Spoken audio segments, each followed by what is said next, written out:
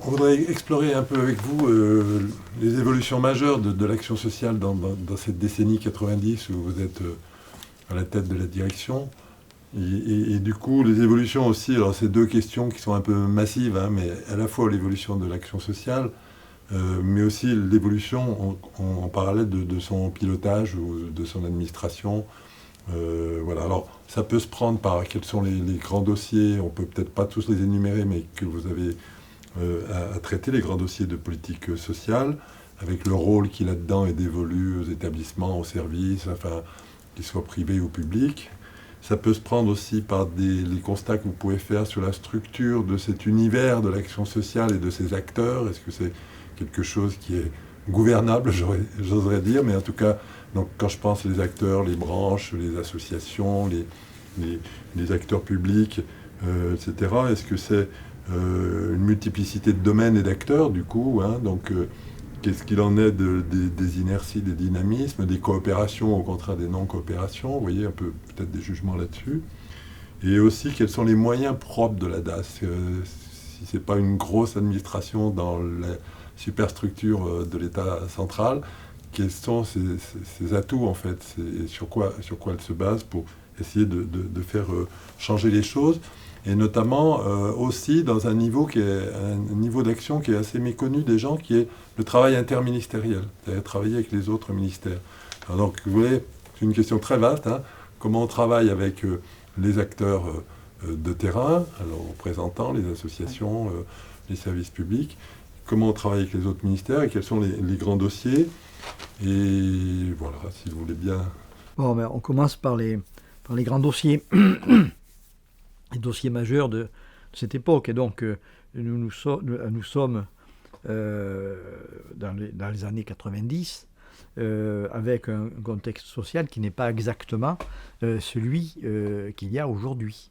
Celui qu'il y a aujourd'hui, et donc moi j'étais en fonction entre 94 et 97, avec une période entre 97 et 2000 de reprise économique et où, sur les grands équilibres financiers, les choses allaient mieux.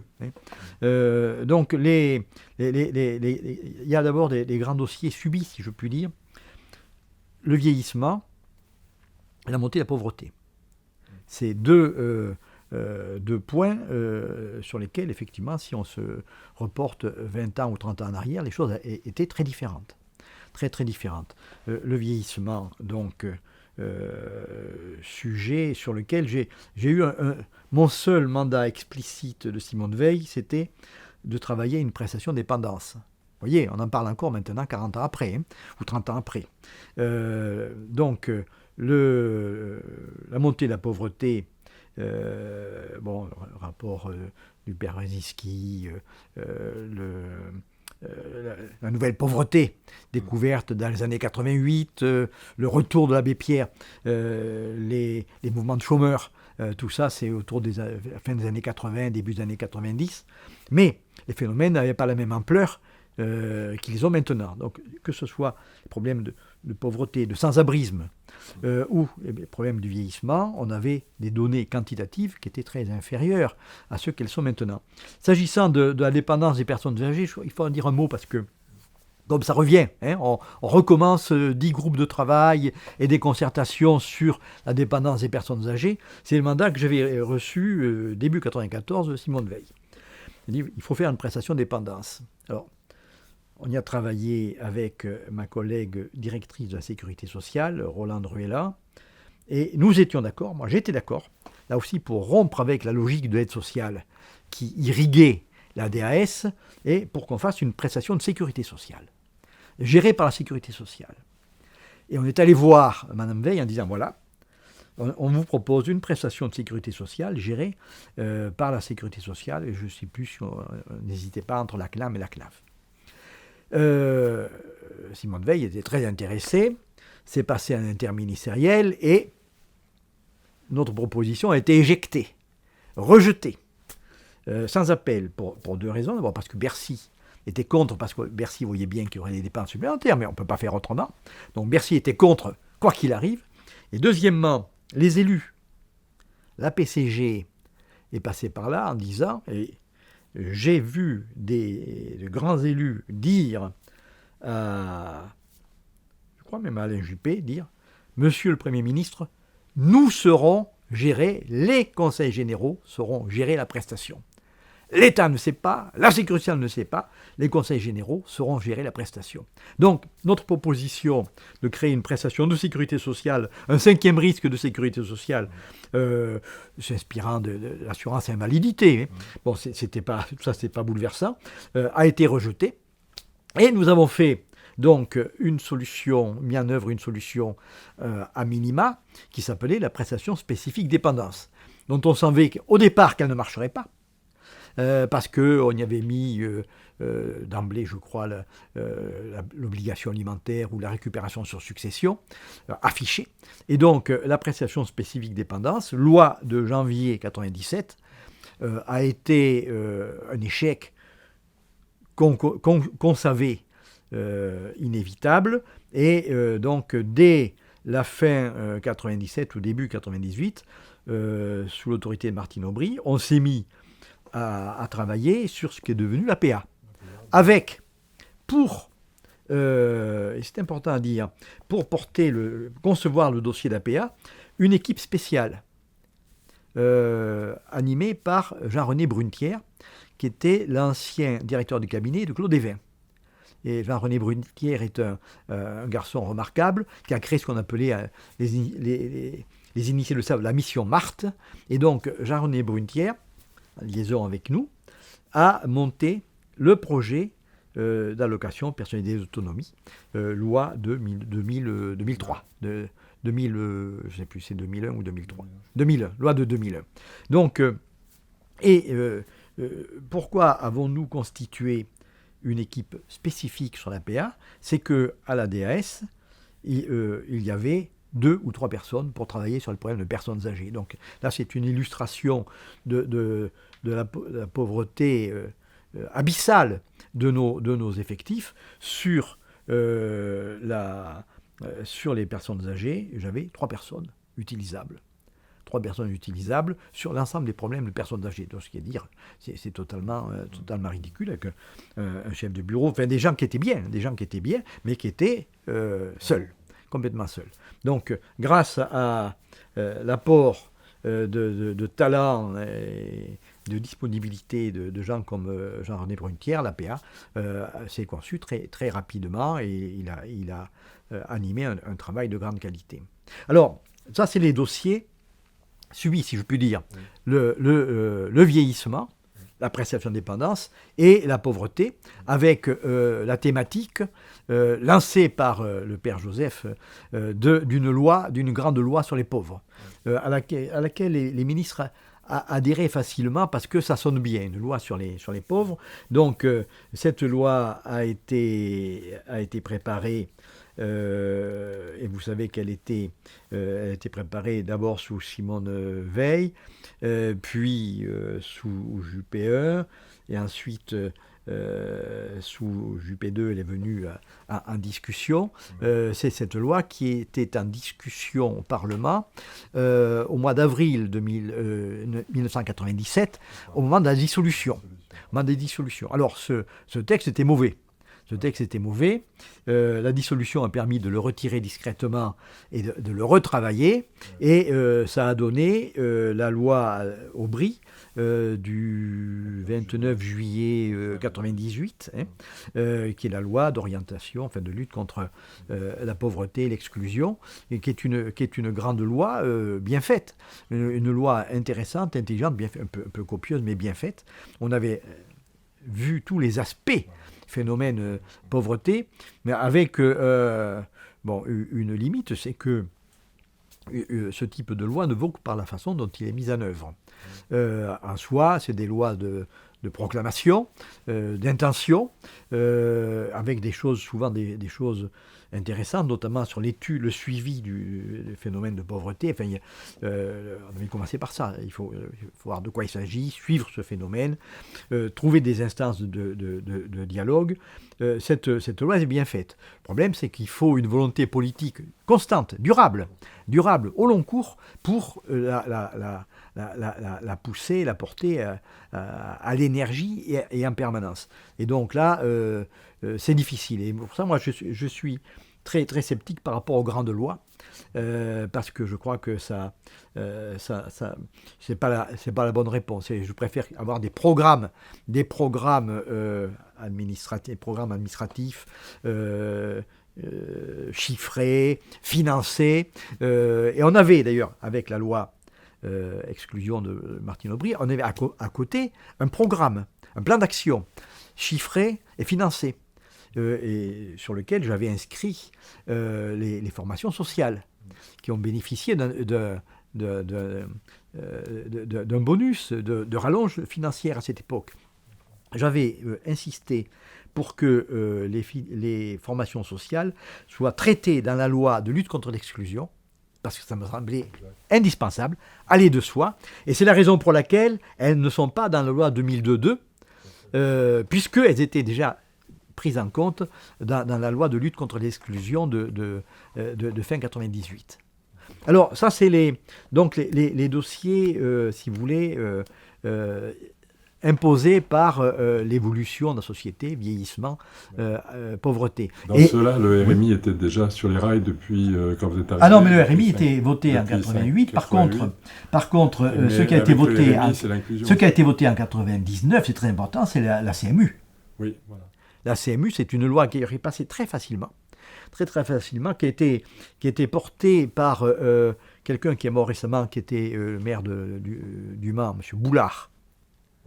Jean-Claude Boulard, qui a fait un gros travail, et je crois qu'il a été déterminant, son travail est déterminant pour la mise en place de la CMU, de la CMUC. C'était négocié avec les ONG aussi, poussé par les ONG. Oui, mais ça a été négocié aussi avec les conseils départementaux, qui ont vu un grand intérêt, puisque ça supprimait l'aide médicale, et que ça faisait basculer l'aide médicale dans le champ de l'assurance maladie. Voilà. Donc la CMU et la CMU. La pression des ONG, là-dessus, je n'ai pas senti, très franchement. D'accord, parce qu'ils n'ont pas hésité de dire que c'est grâce à eux qu'il y a eu cette loi. Non, c'est pas vrai. D'accord, bon. C'est pas vrai. Non, c'est grâce à Jean-Claude Boulard. D'accord. Et puis également, pour répondre à des besoins qui étaient des vrais besoins, et ça a permis de passer de quelque chose d'archaïque, qui était l'aide médicale. L'aide médicale, moi j'ai géré l'aide médicale. Et on était dans l'archaïsme, et quand je dis l'archaïsme, je suis indulgent. Passer de quelque chose d'archaïque à quelque chose qui est contemporain, qui marche. Qui marche bien d'ailleurs. Les bons d'aide médicale que ne voulaient pas prendre les médecins ou les... Oui, et puis qu'on donnait au moment des élections. Qu'on donnait au moment des élections. Mais bien sûr, en fait. Non, mais ça c'est l'aide médicale. Qui d'ailleurs, les dépenses d'aide médicale baissaient. Parce que la généralisation progressive de la sécurité sociale avait conduit à une baisse des dépenses d'aide médicale. Oui, mais la CMU a amené surtout la CMU complémentaire. Oui, la CMU, c'est surtout la CMU complémentaire qui est intéressante. Voilà, ça c'est donc les dossiers qui étaient subis, si je puis dire. Et puis il y avait dans les grands dossiers, les dossiers que nous portions, que nous sommes allés chercher. Et dans cette catégorie, j'y mets la loi 2002. Donc, qui a été préparée sous ma responsabilité, qui a été ensuite votée, moi j'étais déjà parti, puisqu'elle a été votée fin 2001, moi j'étais parti depuis un an, mais j'ai eu à cœur de faire voter cette loi pour remplacer la loi du 30 juin 1975 sur les institutions sociales et médico-sociales, qui était une loi complètement désuète.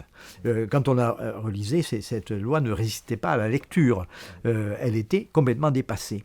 Et donc on a, sur la base d'un rapport de l'IGAS, comme on le faisait très souvent, qui faisait un état des lieux, on a préparé donc ce qui allait devenir la loi 2002, avec donc là une Julie ouvrière de talent, qui est Jean-François Bauduré, qui a porté cette loi, qui était intéressante parce que, elle permettait de traiter les usagers qui étaient absents. Dans la loi de 1975, l'usager n'existait pas. Deuxièmement, la loi 1975 était une loi d'institution. Il n'y avait que les institutions. Or, nous voulions montrer que, à côté des institutions et au-delà, autour des institutions, il y avait l'action sociale. Il y avait les services et puis plein d'autres choses qui étaient aussi l'action sociale. Et on voulait arriver à faire un peu de programmation sans arriver aux appels à projets actuels, dont je pense beaucoup de mal, de la loi de 2009. Sans arriver à ces appels à projets, moi je pensais qu'il fallait sortir d'un système, celui de la loi 75, où c'était premier arrivé, premier servi.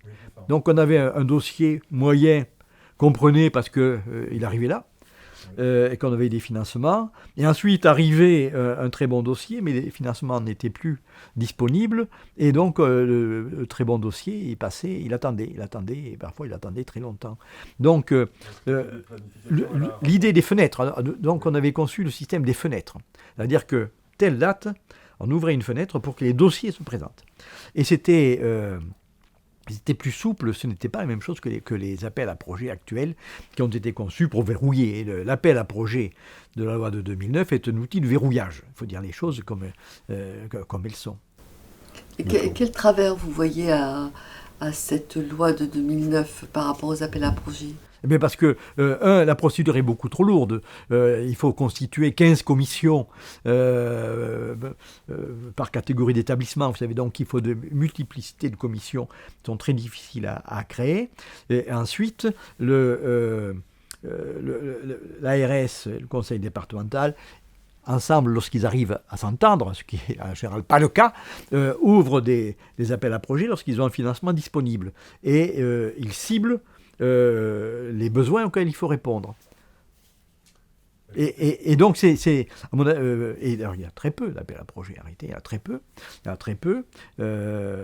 Difficile à repérer d'ailleurs pour la petite association. Et les grosses entreprises n'ont pas de mal, mais les petites associations ont du mal à repérer tout ça.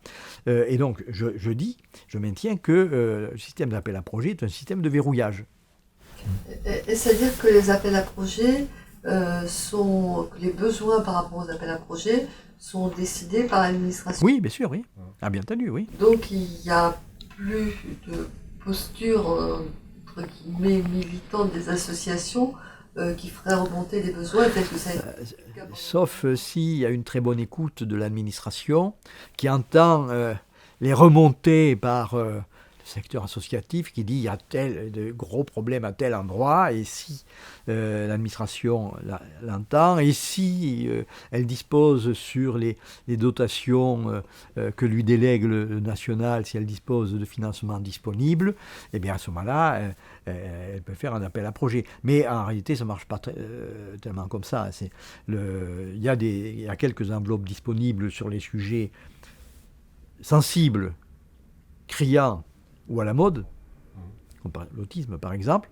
Il y a quelques enveloppes disponibles et l'appel à projet est lancé et tout le monde s'y met, les petits comme les gros, et en général c'est les associations bien structurées qui emportent le morceau. Il y a une logique de lobbying qui se met en place. Est-ce que ça induit le lobbying associatif, cette logique d'appel à projet ? Non, c'est neutre, je pense. Moi, je vois surtout l'intention de verrouillage financier. Et ne pas avoir des autorisations non financées, ce qui était le cas avant. Il y avait des établissements autorisés non financés. Et ça, effectivement, c'était absurde. Et donc, oui, alors ça, c'est ce qui s'est développé après dans les années 2009-2010 et qui, effectivement, a beaucoup mobilisé... Oui. Donc, venant du monde associatif ou même d'ailleurs parfois des professionnels, ça s'est calmé un peu, mais oui. On appelle à projet. Moi j'en pense beaucoup de mal.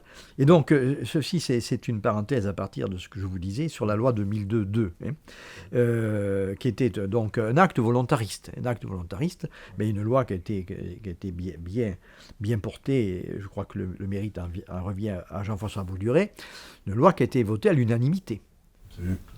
Sous plusieurs ministres. Oui, ça a été porté sous plusieurs ministres. Et Pardon? Vous avez travaillé plusieurs années là-dessus. Moi, j'ai travaillé à partir de 98 là-dessus. À partir de 98, ça a mis 4 ans. Mais c'est pas excessif comme délai de gestation pour une loi qui n'avait pas le caractère d'urgence, mais qui était une loi structurante. Une loi structurante. Ouais. Alors, à côté de cette loi qu'on avait portée, il y a aussi un autre exercice qu'on a porté, alors qui est un exercice général, c'est la codification. Donc, on a fait le code de l'action sociale qui a été ensuite, qui a eu un F qui n'était pas prévu au départ parce que Madame Ségolène Royal a tenu à ce que ce soit le code d'action sociale et des familles. Donc, on a fait ce code d'action sociale grâce à l'arrivée d'un renfort, donc on n'avait pas les moyens de le faire. On a pu recruter un administrateur civil, c'est Guy Dubreuil, qui est aujourd'hui décédé, je crois, un garçon qui a fait un travail remarquable et qui a fait ce code qui met les textes à disposition.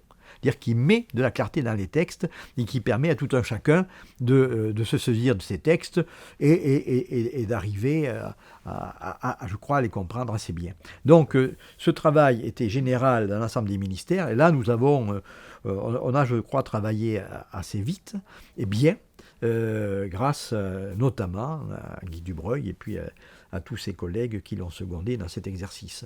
Et avec l'appui du Conseil d'État. Ce travail de codification s'est fait avec l'appui du Conseil d'État. Et je crois que c'est un travail qui a été bien fait. D'accord. Et donc quand vous dites la loi, ce qui va être la loi de 2002, c'est vraiment une loi qui est née au sein de notre direction de l'action sociale. Oui. On l'a portée, donc du coup, après, on a trouvé un créneau à l'ordre du jour. Oui. On va dire législatif. Oui, exactement. C'est souvent difficile. C'est souvent difficile. Ça. Il faut trouver un créneau. Oui. Oui, ça c'est Ça m'amène important. à vous renvoyer la question de... Est-ce que vous pouvez nous éclairer un peu sur qu'est-ce que c'est que le travail interministériel? Est-ce que la direction d'action sociale en a plus besoin que d'autres? Alors, oui, on n'a plus besoin que d'autres. C'est-à-dire, la loi de 2002 était une loi un peu maison. Donc, on était quasiment seul. Ce qui est simplifiant. Par contre, la loi de lutte contre l'exclusion, les textes sur les personnes âgées dépendantes sont des textes à caractère interministériel. Et la loi de lutte contre l'exclusion était une loi totalement interministérielle. Et donc... aussi. Pardon ? Il y avait des questions sur la... Oui, il y avait aussi, mais même sur les loisirs. On avait pensé aux loisirs, à la culture. Enfin, on voyait toutes les facettes du phénomène de l'exclusion. Et donc, c'est des lois interministérielles. Le travail interministériel est difficile. Il est difficile parce qu'on met en présence, à côté, et ils doivent travailler ensemble, des gens qui ont des préoccupations différentes. Alors, tout le monde le sait, il y a partout le ministère du budget, la direction du budget, qui en général ne veut rien faire parce qu'elle sait que ça lui coûtera de l'argent, donc qui est contre tout, mais il y a aussi d'autres services qui peuvent avoir des approches différentes. J'ai été... Et l'interministériel, je crois qu'on le caractérise en soulignant que c'est un combat. Moi, j'ai été bombardé par Jacques Barrot, délégué interministériel au RMI, fonction que Bertrand Faugonard venait d'abandonner. Et l'interministériel, ça ne va pas de soi. Il faut, lorsque ça marche bien, ou bien il faut que des gens se trouvent des affinités, des intérêts communs. Ça peut arriver, je vais vous donner un exemple, ou bien il faut que des gens arbitrent, donc il faut qu'il y ait un arbitrage politique donné par le Premier ministre lorsqu'il y a des accords. Et un texte important, il y a toujours forcément des désaccords. Et j'ai vécu donc des fonctions dites interministérielles avec le RMI et dans le cadre de la préparation de la loi de 98, c'est toujours dur. Et quand je dis dur, c'est un euphémisme. Ça peut être violent. Il peut y avoir des accords interministériels violents. Et tous les arguments sont bons, y compris les plus fallacieux, et toutes les pratiques, le cas échéant, sont utilisées. Par contre, il y a des circonstances où on peut bien travailler entre ministères ou au sein d'un ministère entre services, ce qui ne va pas non plus de soi. Et en particulier, quand j'étais directeur d'action sociale, on travaillait bien avec la direction des hôpitaux et la direction générale de la santé. Nous avions créé, avec la direction générale de la santé, des bureaux communs.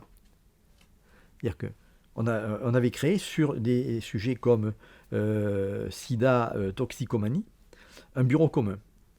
Donc, on avait quelqu'un qui travaillait à la fois pour, d'ailleurs un fonctionnaire de grande qualité qui a fait une très belle carrière, qui travaillait à la fois pour l'action sociale et pour la santé sur sida et toxicomanie.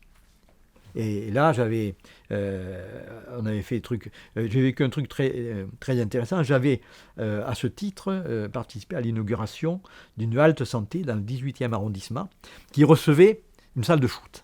Bon, une salle, pas de shoot, non. Qui recevait une halte qui recevait des toxicos pour qui passent la nuit, pour qu'ils mangent, pour qu'ils se lavent, pour qu'ils se reposent un peu.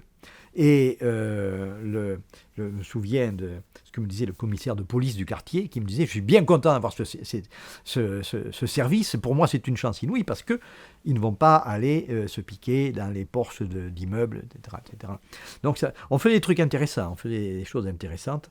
Et je me souviens aussi sur le sida toxicomanie, un épisode qui m'a beaucoup marqué. Nous financions un théâtre, qui s'appelait le Théâtre du Fil, dont vous avez peut-être entendu parler, qui était présidé par Jacques Lassousse. Et le Théâtre du Fil participait à ce qu'on appelait des quartiers intermédiaires de sortie, c'est-à-dire c'était des périodes de 3 semaines où les services pénitentiaires préparaient à la sortie des condamnés qui achevaient leur peine, toxicos, multirécidivistes. Et donc, comment faire pour arriver à ce que ces gens ne retombent pas dans la délinquance. Et donc, il y avait des séances de préparation de 3 semaines avec tout ce qu'il fallait, et notamment le Théâtre du Fil animé de l'expression corporelle. Et à la fin de chaque session de préparation, 3 semaines, il y avait une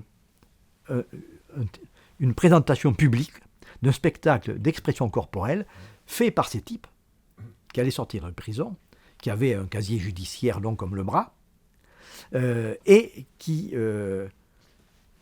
voulaient s'en sortir. Il était volontaire. Et j'assistais à Fresnes, on est allé à Fresnes avec le directeur d'administration pénitentiaire, dans l'amphithéâtre de Fresnes, voir cette séance d'expression corporelle, donc organisée avec le Théâtre du Fil, qui avait porté cette préparation. Donc voilà, on faisait ces choses qu'on faisait qui étaient, je crois, très intéressantes. Le problème de l'action sociale, c'est qu'à la limite, on peut tout faire. L'action sociale, c'est tout faire. Elle sait régler tous les problèmes, tous les cas, y compris les plus difficiles, mais elle sait le faire au niveau d'une expérience, j'allais dire d'un prototype. Et le problème de l'action sociale, à mon niveau, c'était de voir comment on pouvait passer du prototype à la série, comment on peut passer du sur-mesure à la confection. Et donc ça, pour l'instant, je ne crois pas qu'on y soit encore arrivé, mais lorsqu'on saura passer de l'expérience audacieuse, etc., à une répétition de ces expériences, là, on aura fait un grand progrès. Pour les lieux de vie, c'est ce qu'on a fait. Pour les lieux de vie, on est passé d'expériences parfois portées par des gens qui avaient beaucoup réfléchi, parfois portées par des huluberlus ou des pervers. On est passé d'expériences, donc on avait su cadrer, sélectionner, à un cadre juridique financier qui permet de créer des lieux de vie un peu partout dès lors que des conditions sont réunies. Et donc, je crois que la formule est bonne, et donc on a fait notre travail en arrivant à la cadrer de telle sorte qu'elle puisse être reproduite. Et le problème le problème d'action sociale, c'est d'arriver à reproduire des choses qui paraissent intéressantes, voire indispensables.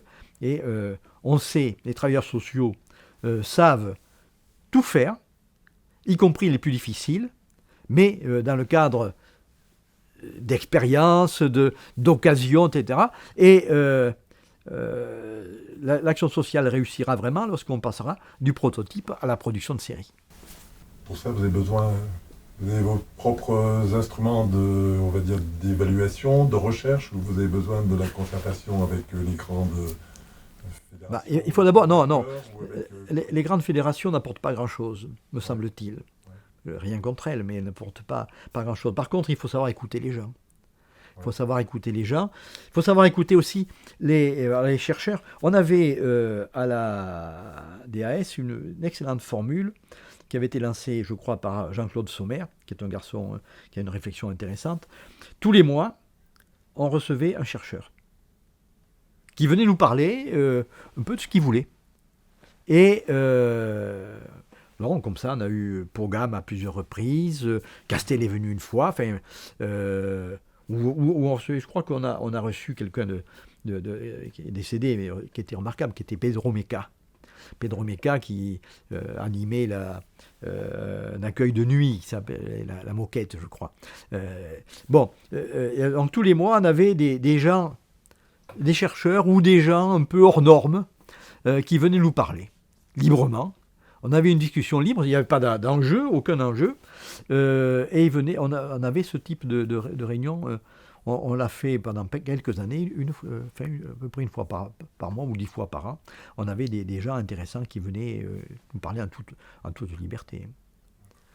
Alors, oui, ça nous servait, ça nous servait. Des gens, peut-être pas directement sur des dossiers, mais enfin, rencontrer des gens comme Pedro Meca, c'était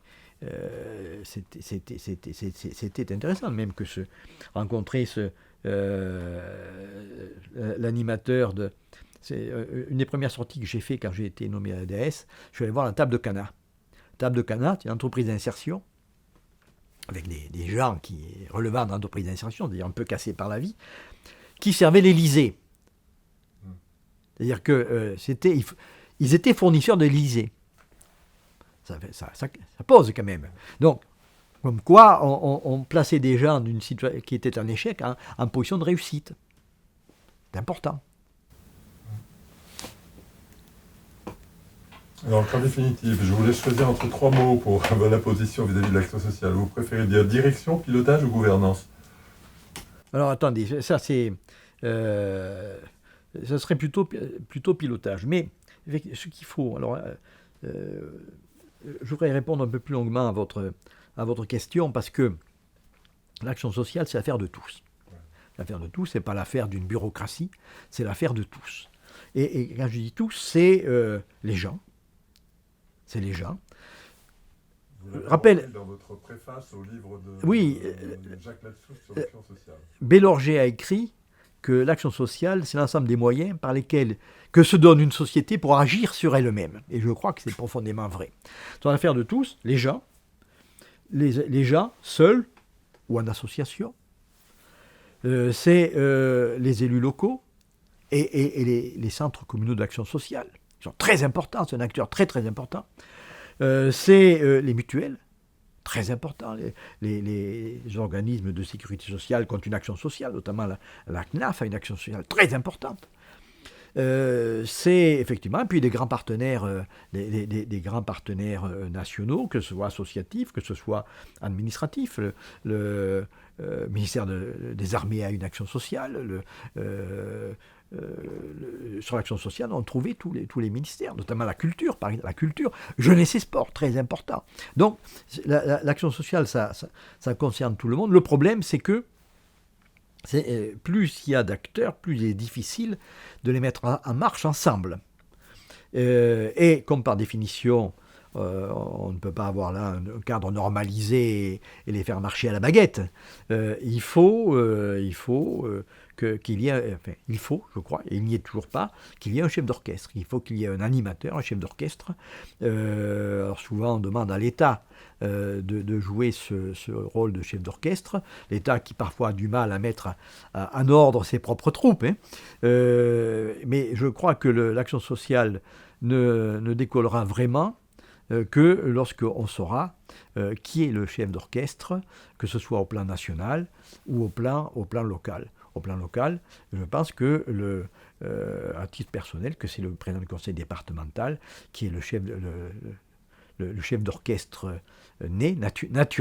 naturel, mais ça suppose peut-être qu'on revoit la position des organismes de sécurité sociale qui sont totalement indépendants dans cette affaire. Et voilà, donc il y a un travail de remise en ordre qui avait été tenté dans la loi de 98, mais par des réponses qui n'étaient pas satisfaisantes, qui n'ont pas marché. Un travail, pas de remise en ordre, de mise en ordre, si on veut faire tendre dans la même direction un nombre d'acteurs qui est multiple, qui est innombrable. Alors, je voulais ajouter aussi à ce que je vous disais sur les dossiers. Donc, il y avait les grands dossiers imposés par l'évolution de la société et de la démographie, les dossiers pour lesquels il y avait une part de volontarisme de notre part, la loi de 2002, le code de l'action sociale. Il y a aussi des petits dossiers. C'est-à-dire que à la DAS, lorsque j'étais en responsabilité, on considérait qu'il n'y avait pas de petits dossiers, que donc tous les dossiers se valaient, et qu'il y avait des dossiers qu'il ne fallait pas abandonner. J'ai cité tout à l'heure la question des gens du voyage, qu'on ne voulait pas laisser au seul ministre de l'Intérieur. Il valait mieux à l'époque. J'ai cité les lieux de vie, qui était un petit dossier, mais quelque chose d'intéressant. On pourrait citer les problèmes de la petite enfance. Nous avons travaillé pendant quelques années pour sortir ce fameux décret sur les modes d'accueil de la petite enfance que d'aucuns voulaient amender, détruire. Et donc là, on essayait de trouver un équilibre là aussi entre les besoins d'éveil des enfants, d'aide aux familles, et puis les contraintes réglementaires qui risquaient de renchérir, de rendre plus difficile le développement des modes d'accueil. Et là, c'était un dossier très, très, très, très important. Mais le dossier d'adoption, qui était un dossier donc interministériel lui aussi, parce que là, on travaillait avec les affaires étrangères. On s'occupait aussi, parce qu'on n'avait peur de rien, des sorties de sectes. J'avais un garçon qui était celui en France, qui était à peu près celui qui connaissait le mieux le phénomène des sectes et les problèmes de réinsertion en sortie de secte. Là, c'est des sujets qui sont difficiles, qu'il faut aborder avec beaucoup d'humilité, mais dont il ne faut pas se désintéresser, et qu'il ne faut pas laisser à l'opinion, aux médias qui peuvent dire n'importe quoi. Donc, c'est des petits dossiers, mais sur lesquels on n'avait pas voulu baisser la garde. Donc, ce qui fait que la DAS est quelque chose d'assez lourd, puisqu'on avait toute l'actualité, plus le travail, les grands dossiers qu'on voulait faire avancer, plus ces petits, entre guillemets, dossiers sur lesquels il fallait que nous soyons présents, ne serait-ce que pour ne pas laisser d'autres s'en saisir, seuls. Et est-ce qu'aujourd'hui, par exemple, l'islamisation serait... Ah oui, bien sûr, oui. Ah oui, bien sûr. Oui, mais le problème de la radicalisation, le problème de laïcité et éducation. Bien sûr que c'est un dossier qui doit être, je pense qu'il est suivi, mais il est pris à l'interministériel, avec toutes les difficultés inhérentes à l'interministériel, parce que je pense qu'ils ne sont pas forcément d'accord entre eux. Ils risquent pas d'être d'accord entre eux sur l'approche de ces phénomènes. Mais effectivement, le problème de la laïcité, il est posé dans les établissements médico-sociaux, il est posé dans un mode d'accueil de la petite enfance, et combien. Donc oui, alors à l'époque, la question ne se posait pas. Il y a des questions qui ne... La période où j'étais en fonction était plus facile que celle de maintenant. Il y avait des questions qui ne se posaient même pas.